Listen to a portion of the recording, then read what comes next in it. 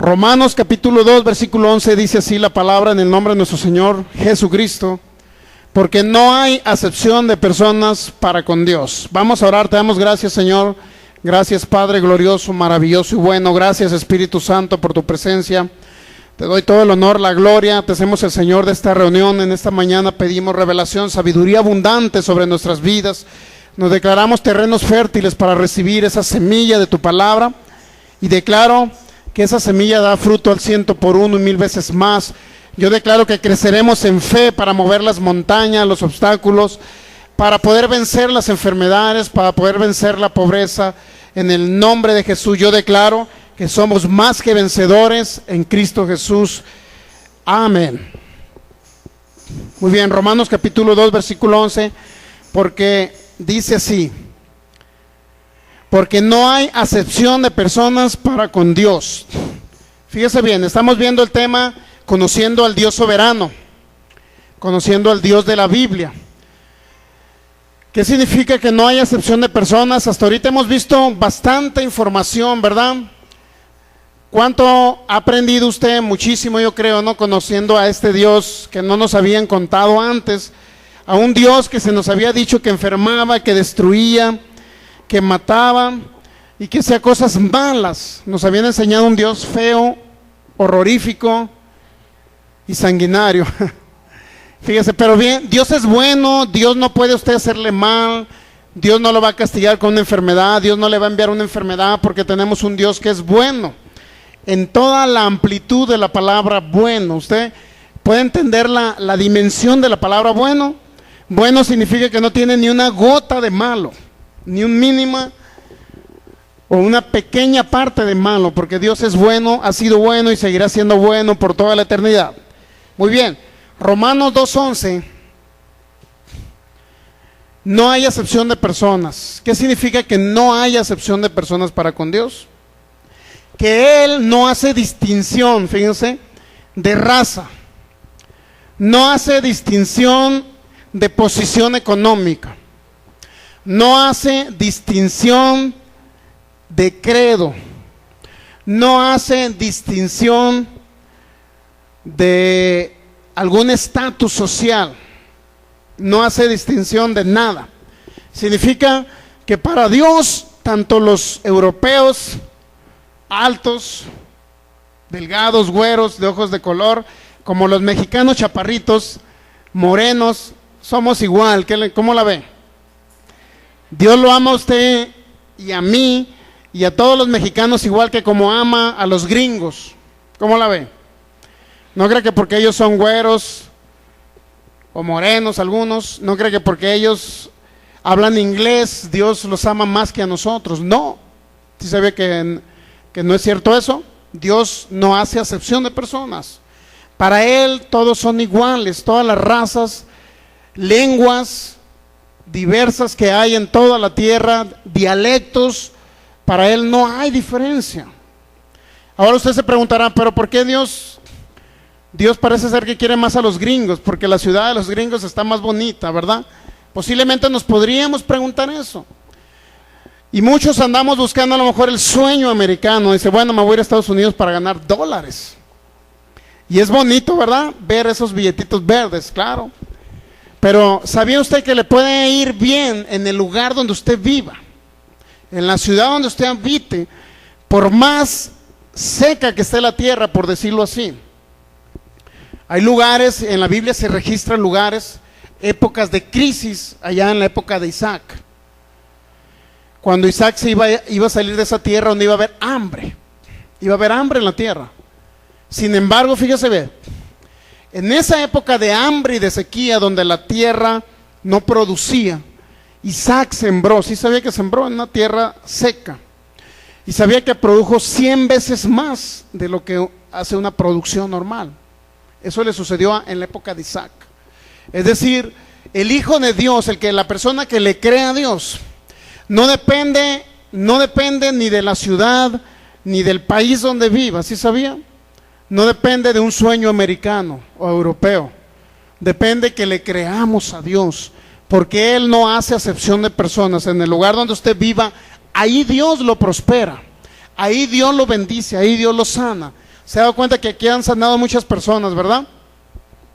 Inclusive nos acaban de dar un testimonio por teléfono de una persona que estábamos orando en la radio por él cada sábado, y orábamos por él, y luego lo llevamos a la campaña de Cash Luna el 26 y 27 de noviembre, y esta persona nos habla el día de ayer, y era una persona que tenía diabetes. Fíjese todo lo que tenía diabetes, estaba mal de los riñones, como consecuencia del diabetes quedó ciego, y no nada más estaba ciego, sino estaba muy débil del corazón, muy frágil, delgado. El caso es que estaba mal en todas las áreas físicas y a lo mejor también emocionales. Es un hermano que próximamente lo vamos a tener aquí. Ahorita todavía está en recuperación, pero fíjese, después de este tiempo, a lo mejor de un mes, 2 meses que nos estuvo escuchando por la radio, yo le compartí unos CDs que se llama de la otra historia de Job, que usted lo puede verificar vía internet también. Ahí van a poner nuestra página, donde usted puede escuchar los audios en línea. Nada más le da un clic y ya los escucha en línea. La otra historia de Job, está la Santa Cena, tomar la Santa Cena dignamente, está la muerte espiritual de Jesús, y hay varias series ahí ya, recibiendo el poder de Dios, que es una serie muy importante. Ahí usted lo puede consultar, y en el lugar donde esté, en este tiempo que vamos a hablar a lo mejor de vacaciones físicas, pero no de vacaciones espirituales. El domingo 25 pues no va a haber servicio aquí, el día 1 pues no va a haber servicio, así es que se va a agarrar unas largas vacaciones, y hasta el día 6, creo el domingo 6, creo que es el otro, o 7, algo así, no recuerdo en qué cae. Hasta entonces vamos a tener servicio. Pero fíjese bien, en este tiempo usted trate de entrar a la página de internet. Si no tiene internet en su casa, pues vaya a un ciber y escuche la palabra de Dios, porque es importante que alimentemos nuestro espíritu. Pero fíjese bien, esta persona escuchó, creo que 7 discos de la otra historia de Job. Él entendió que este hombre Job, Dios no es el causante, Dios no fue el causante de su tragedia. Al contrario, Dios lo sacó de la tragedia. De que hayan muerto 10 hijos, de que haya estado enfermo con una sarna maligna, no fue culpa de Dios. Ni Dios le permitió al diablo que tocara la vida de Job. No es Dios así. Jamás Dios va a permitir que el diablo venga y lo dañe a usted. ¿Sí sabía que Dios no permite eso? Bueno, entonces fíjese bien. Esta persona nos habló el día de ayer y nos dijo que fue con el doctor ya esta semana, creo, la semana pasada. Ya le dieron su análisis y le dijo el doctor: ese diabetes es una mentira, nunca lo tuviste. Eso fue lo que le dijo el doctor. O sea, nunca tuvo diabetes, fíjense. Eso le dijo el doctor. Sus análisis salieron limpiecitos, no tenía diabetes. Ese es uno. Segundo, le dice el doctor, porque ya lo iban a dializar, porque según no servían sus riñones, fíjense. Ya lo iban a dializar y no servían los riñones. Entonces resulta que ya le dijo el doctor, le revisó los riñones y resulta que no necesitaba diálisis porque sus riñones estaban perfectamente bien.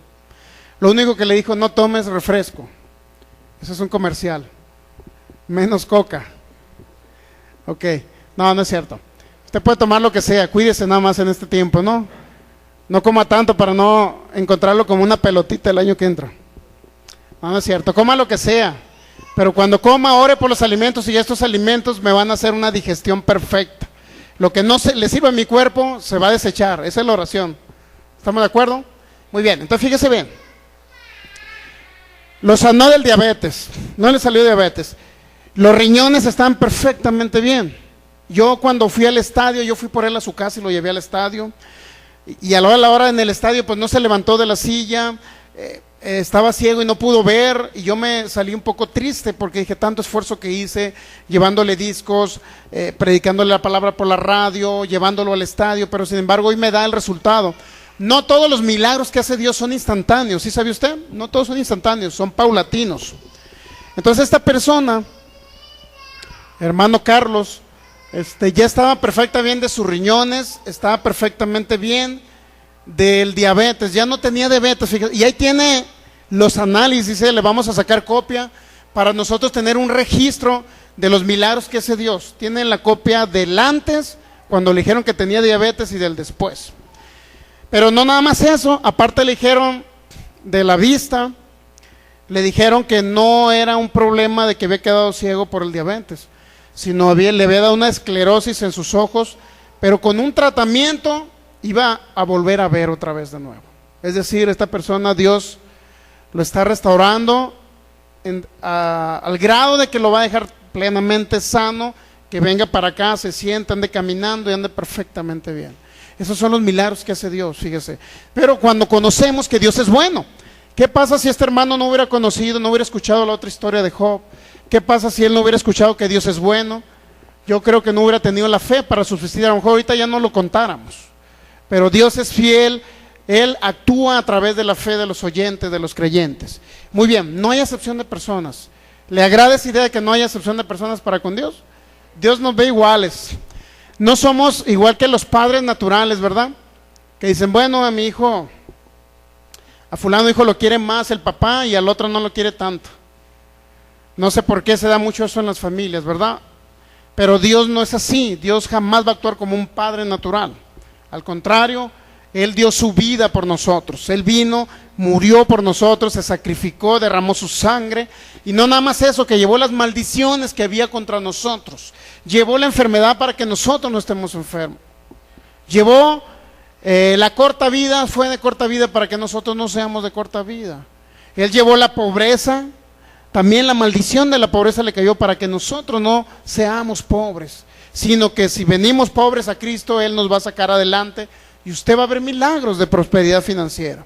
Entonces no hay acepción de personas. Vamos a ver otros textos bíblicos para seguir respaldando esto. Colosenses capítulo 3, versículo del 9 al 11.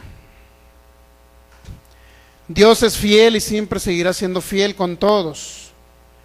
Dios ama tanto a pobres como a ricos. El ser humano es el que sí hace acepción de personas. El ser humano es el que te excluye. El ser humano es el que a veces es injusto. Hemos encontrado muchos seres humanos injustos, ¿verdad? Que nos han hecho daño en un momento de la vida. Inclusive hasta ya cristianos, lamentablemente lo puedo decir, con libertad. ¿Por qué razón? Porque yo creía que los cristianos no actuaban mal. Cuando yo me convertí a Cristo dije, no, pues los hermanos ya son buena onda, todos, y sí es cierto, ¿verdad? Que debemos de ser buena onda, pero usted se va a encontrar, para que no se decepcione, se lo digo, en la iglesia de Jesucristo, usted se va a encontrar diferente tipo de personas, que a lo mejor en un momento dado le van a hacer daño. ¿Por qué? Porque no tienen su mente renovada, porque siguen actuando conforme actuaban antes de conocer a Cristo, etc. Pero le digo para que no se desanime. Su mirada debe estar puesta siempre en el galardón que es Jesucristo. Jamás debe estar puesta en un ser humano, porque los seres humanos en un momento dado pueden fallar. ¿Estamos de acuerdo? Entonces nuestra mirada debe estar en Cristo. Si algún hermano por ahí le hace una cara fea, no lo quiere saludar un día o no le habla, no se sienta mal, usted siga a Jesucristo. Él jamás le va a fallar, nunca en su vida le va a fallar. Entonces fíjese bien, Colosenses capítulo 3, versículo del 9 al 11 dice así. ¿Listos? Dice, no mintáis los unos a los otros, habiéndonos despojado del viejo hombre con sus hechos. Es decir, cuando venimos a Cristo nos despojamos de las cosas que hacíamos incorrectas. 10. Y revestido del nuevo, el cual conforme a la imagen del que lo creó, se va renovando hasta el conocimiento pleno, fíjense. Nos vamos renovando cada día, ¿verdad? Y luego dice, el versículo 11, donde no hay, fíjense, cuando usted llega a Cristo, aquí no hay diferencias. Fíjese bien lo que dijo el apóstol Pablo, no hay griego ni judío. Dice, circuncisión ni incircuncisión, bárbaro ni escita, siervo ni libre, sino que Cristo es el todo y en todos. O sea, ya no hay diferencia. Ya no hay de que hay, los judíos antes se creían los elegidos de Dios, ¿sí sabe usted? Es que nosotros somos los elegidos, decían los judíos, y todos los demás pueblos son los gentiles que Dios ni los ama. Eso decían los judíos. Dios no los ama a ellos, ni ama a los árabes, ni a otros, solamente nos ama a nosotros. Eso creían los judíos, que Dios sí hacía acepción de personas y que ellos eran solamente los elegidos. Pero fíjese bien, el apóstol Pablo nos revela esta gran verdad en el Nuevo Testamento. Ya no hay, fíjense, griego ni judío. ¿Qué significa griego? Una persona que no es de parte según del pueblo de Israel, según era el elegido. Pero sí es cierto que hubo un remanente que Dios solamente protegió para que se mantuviese la simiente de donde iba a venir Jesucristo. ¿Por qué protegía a Israel Dios? Porque los pueblos contrarios, utilizados por el diablo, querían destruir de donde iba a venir Jesucristo, que iba a venir a pagar el precio por toda la humanidad. Nos iba a libertar de él. ¿De qué nos iba a libertar Jesús? Del pecado, nos iba a libertar del poder de las tinieblas. Entonces Dios siempre protegió a Israel, porque de ahí venía Jesús. Pero no significa que Israel sea el elegido, ¿me explico? No significa que los judíos sean los mejores, no. Dios ama a judíos, pero como a griegos también. ¿Lo puede leer ahí? Griegos. Pero Dios ama a judíos igual que a mexicanos, ¿sí sabía usted? Igual, nos ama igual. No hay ya judío, ni griego, ni mexicano, ni europeo, ni gringo, de ninguna nacionalidad. Para con Dios ya no hay diferencias. Primera de Pedro capítulo 1 versículo 17 dice así. Y ese es el Dios soberano, fíjense. Para Él no hay diferencias ya. Si en un lugar no sanaron, dice, fueron 10 para que oraran por ellos y solamente sanaron 3 y los otros 7 no sanaron, no significa que Dios no los haya amado a ellos. Al contrario, Dios les amó, pero la diferencia es que no hubo fe en esos 7, solamente en los 3 que sanaron. Primera de Pedro capítulo 1 versículo 17 dice, y si invocáis por Padre aquel que sin acepción de personas juzga según la obra de cada uno, conducíos en temor todo el tiempo de vuestra peregrinación, sabiendo que fuiste rescatado de vuestra vana manera de vivir, la cual recibiste de vuestros padres, no con cosas corruptibles como oro o plata. Si invocáis por Padre aquel que sin acepción de personas juzga según la obra. Aquí ya nos da un tips el apóstol Pedro. Dice que Dios, si nosotros invocamos a Dios como nuestro Padre, pero es Dios el que no hace acepción de personas. Él no hace diferencia, significa, no hace diferencia entre las personas. Pero sí es cierto que juzga conforme a la obra de cada uno, es decir, Dios nos ha amado en Jesús con amor eterno. Tan es así que vino y murió por nosotros. Dio a su unigénito para que muriera por nosotros. Imagínense si no nos ama.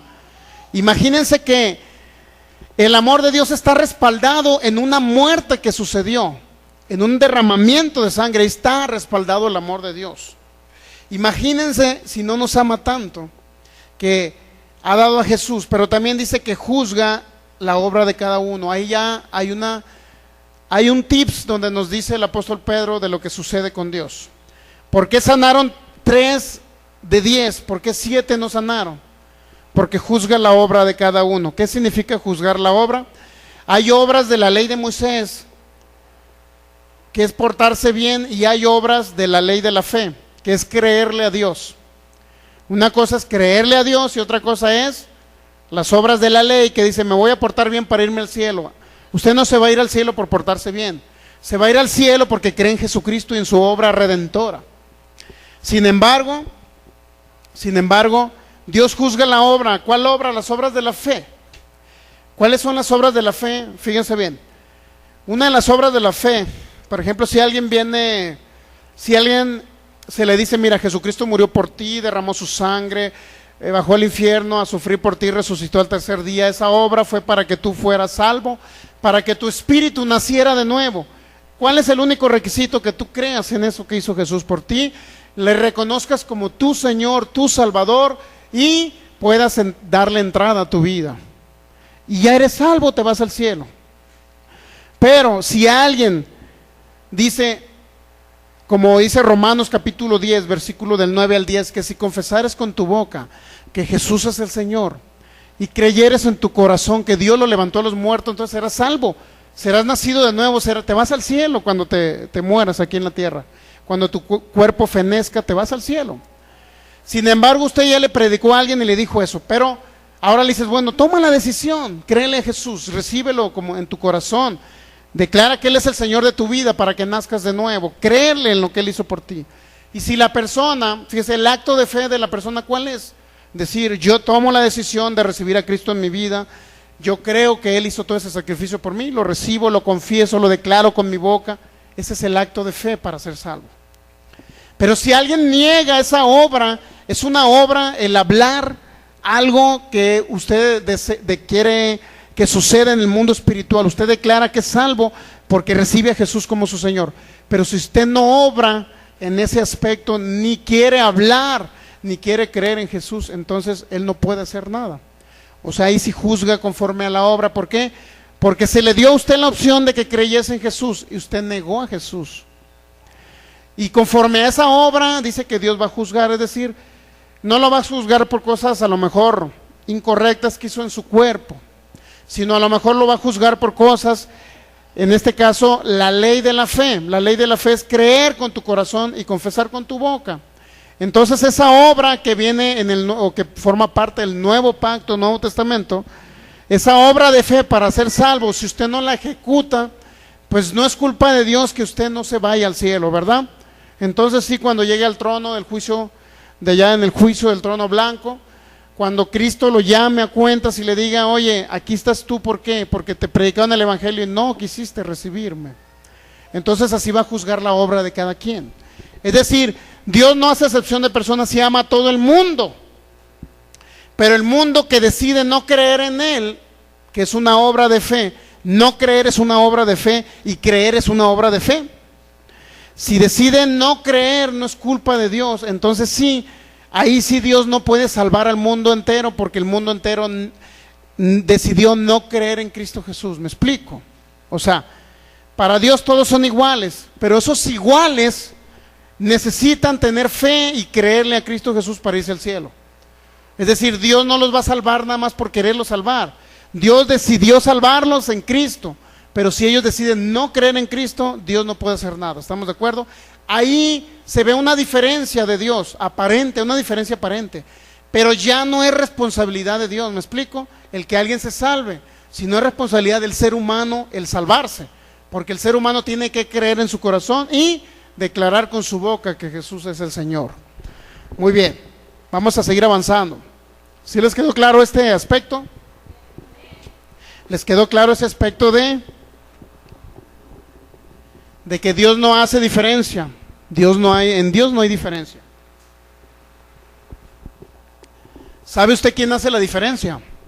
El ser humano es el que hace la diferencia, porque el ser humano niega a Dios o niega a Jesucristo. Vamos a Hechos capítulo 10, versículo 34 al 36. Estas son las palabras del apóstol Pedro. Es la historia del apóstol Pedro cuando iba a ir con un hombre llamado Cornelio. Cornelio era un centurión, era una persona que pertenecía. Si podemos apagar eso, por favor, que está haciendo más ruido que... Hechos capítulo 10, ¿listos? Versículo del 34 al 36. Cuando tengan la oportunidad, por favor, lea la historia del versículo 1. Bueno, la vamos a leer. Dice, había en Cesarea, versículo 1, Hechos 10:1. Había en Cesarea un hombre llamado Cornelio, centurión de la compañía llamada la italiana, es decir, era un hombre romano. Era un romano que pertenecía, era un general, pues, para que me entienda. Pero era un hombre, dice el versículo 2, piadoso y temeroso de Dios con toda su casa, y que hacía muchas limosnas al pueblo y oraba a Dios siempre. A pesar de ser romano, era una persona que creía en Dios. ¿Se da cuenta? Era una persona que creía en Dios. Dice, este vio claramente, dice el versículo 3, en una visión como a la hora 9 del día, que un ángel de Dios entraba donde él estaba y le decía, Cornelio. Él mirándole fijamente y atemorizado dijo, ¿qué es, Señor? Y le dijo, tus oraciones y tus limosnas han subido para memoria delante de Dios. Envía pues ahora hombres a Jope, haz venir a Simón, el que tiene por sobrenombre Pedro. Fíjense lo que le dijo el ángel. Ve y llama y di que venga Pedro. Dice, este posa en casa de cierto Simón, curtidor, que tiene su casa junto al mar. Él te dirá lo que es necesario que hagas. Era un hombre, romano que creía en Dios y que ayudaba a la gente. Entonces Dios, por medio de un ángel, se le presentó y le dice: ve y llama a Pedro. Versículo 7. El ángel que hablaba con Cornelio, llamó a 2 de sus criados y a un devoto soldado de los que se asistían, a los cuales envió a Jope después de haberles contado todo. Al día siguiente, mientras ellos iban por el camino y se acercaban a la ciudad, Pedro subió a la azotea para orar. Fíjense dónde oraba Pedro, como los gatos, ¿no es cierto? A la azotea, en un segundo piso, pues, para que me entienda. A la azotea para orar cerca de la hora sexta. Aproximadamente era el mediodía, ¿no? Bueno, y tuvo gran hambre y quiso comer, pero mientras le preparaban algo, le sobrevino un éxtasis. La palabra éxtasis significa como que hubo una intervención divina, como que él vio algo, tuvo una visión, como que no estaba en la tierra, como que vino algo sobrenatural, una imagen, una visión de algo. Eso significa un éxtasis. Éxtasis de antemano viene más o menos como diciendo: salió el espíritu de Pedro y vio algo sobrenatural. Eso significa éxtasis. Fíjense, Pedro tenía hambre y quiso comer, pero le vino un éxtasis, es decir, vino una visión, algo de parte de Dios. Y vio el cielo abierto. Fíjense lo que la visión de Pedro: vio el cielo abierto y que descendía algo semejante a un gran lienzo, que atado a las 4 puntas era bajado a la tierra, en el cual había de todos los cuadrúpedos terrestres y reptiles y aves del cielo. Fíjense lo que había. Había cuadrúpedos terrestres, reptiles y aves del cielo. ¿Sabe qué simbolizan esos animalitos? Si usted verifica Levítico capítulo 11, se va a dar cuenta que esos animales eran animales llamados inmundos. Inmundos para Dios. ¿Por qué inmundos? Porque esos animalitos, en primer lugar, no los podían utilizar como una ofrenda para Dios. Porque esos animales Dios no los aceptaba. ¿Sí sabe usted que no los aceptaba? Solamente aceptaba corderitos, becerritos, y que fuesen, y palominos en algunos casos, ¿no? Ofrendas. Pero eran, ¿cómo le puedo decir? Eran animalitos sin defecto. Y había un listado de animales que Dios no los aceptaba porque eran inmundos. Además decía que no se podían comer. Fíjese qué eran. Dice, versículo 12. Dice que vio un lienzo atado de las 4 puntas y era bajado a la tierra, en el cual había de todos los cuadrúpedos terrestres, reptiles y aves del cielo. Obviamente algunas aves que se denominaban inmundas. Y le vino una voz: levántate, Pedro, mata y come. Imagínense lo que le dijo Dios: Pedro, levántate, mata y come. Para los judíos, ¿sí sabe usted que para los judíos era muy difícil comerse esos animales, porque Dios lo mandó en su ley mosaica? Vamos a Levítico, ¿qué les parece? De una vez, para ver esos animales inmundos. ¿Por qué? Porque para Dios estaba prohibidísimo eso. Levítico capítulo, creo que es el 11. Fíjese cómo dice el subtítulo: animales limpios e inmundos. Levítico está en los primeros 4 libros de la Biblia: Génesis, Éxodo, Levítico. Listos. Capítulo 11. Dice así. ¿Cómo dice el subtítulo ahí? Animales limpios y animales inmundos. Fíjense. Dice: habló Jehová a Moisés y a Aarón diciéndoles, versículo 2: hablad a los hijos de Israel y decirles: estos son los animales que comeréis de entre todos los animales que hay sobre la tierra. De entre los animales, todo el que tiene pezuña hendida y que rumía, comeréis. ¿Qué cree que es el de pezuña hendida y rumía? ¿Qué le da a entender? Es una vaquita, ¿verdad? De eso sí puede usted comer, vaquita. Lo dice, versículo 4: pero de los que rumían o que tienen pezuña no comeréis estos. El camello, porque rumía pero no tiene pezuña hendida, lo tendréis por inmundo. Fíjense. Luego dice: también el conejo, porque rumía pero no tiene pezuña, lo tendréis por inmundo. Asimismo la liebre, porque rumía pero no tiene pezuña, la tendréis por inmunda. 7.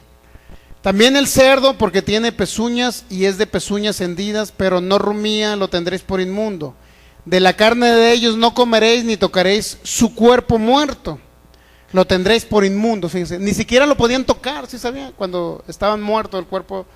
Oye, usted preguntaba, pero hermano, yo he comido carne de cerdo. Ok, fíjese, eso era para el pueblo de Israel, era una ley mosaica para ellos. Ahora, hoy ya no aplica. Usted puede comer libremente chicharroncitos. Así es que tan ricos, deliciosos, con unas tortillitas recién doraditas y una salsa roja mexicana. Y le acompaña con un guacamole y con un quesito arriba. No es cierto. Fíjese, qué rico, ¿no? Con el hambre que traemos, ¿no? Ok. Entonces, usted se lo puede comer libremente el puerquito. Y si no se lo quiere comer, por ahí nos los da y lo matamos y lo hacemos en fritangas. Entonces, ¿por qué razón? Eran animales inmundos, fíjense, que no se lo podían comer. ¿Por qué Dios les prohibió que se comieran esos animales? En primer lugar, era para preservar el cuerpo de ellos. Porque más adelante, fíjense, le voy a decir por qué. Porque más adelante viene esto. Versículo 22. El 10, versículo 10. Levítico 11:10. Pero todos los que no tienen aletas ni escamas en el mar y en los ríos, así de todo lo que se mueve como de toda cosa viviente que está en las aguas, los tendréis en abominación. Es decir, fíjense, los que no tienen aletas ni escamas en el mar y en los ríos. Usted puede comer de los que tienen aletas y escamas. Eso les decía quien al pueblo de Israel. O sea, usted puede comer pescado o pez, sí puede comer aletas como el tiburón. Pero fíjense bien que no puede comer los demás, es decir, incluye camarones, incluye ostiones, de esos no puede comer, decía la ley de Moisés. ¿Por qué usted? Y luego dice el versículo 22, fíjense. Dice, estos comeréis de ellos la langosta según su especie, el langostín, wow, qué rico. Según su especie, el árgol, quién sabe qué es, cuál será, y el agave según su especie. ¿Por qué dijo que no comieran de ciertos productos que no tuvieran escamas o aletas? Porque si usted come unas patitas de mula durante 3 meses, un coctelito por semana, y no se toma una pastilla para desparasitarse, se lo comen los amibas, ¿sí sabía? 3 meses, si no, pruébelo, 3 meses comiendo patas de mula y no se desparasita y va a ver cómo le van a comer sus intestinos. Por eso Dios le dijo, pues no comeréis de ellos, porque ciertos animales pueden o tienden a tener cierto tipo de parásitos que te pueden dañar, como es el puerco también. Entonces Dios les prohibía que comieran de ellos, por inmundo los tenían. Y obviamente que esos animalitos tampoco los podían sacrificar para darle una ofrenda a Dios, tampoco lo hacían. Ahora se da cuenta por qué estos animalitos Dios los prohibía, para preservar la vida del pueblo de Israel. Es lo que quería Dios, preservar su vida. Ahora sí vamos a Timoteo. 1 Timoteo capítulo 4, fíjense. Ahora usted se lo puede comer libremente, todos esos animalitos, porque ya la ciencia médica está avanzada, porque ya vino Cristo Jesús y su poder también puede eliminar los parásitos. Y cuando usted ora también los parásitos se van, ¿sí sabía? 1 Timoteo capítulo 4.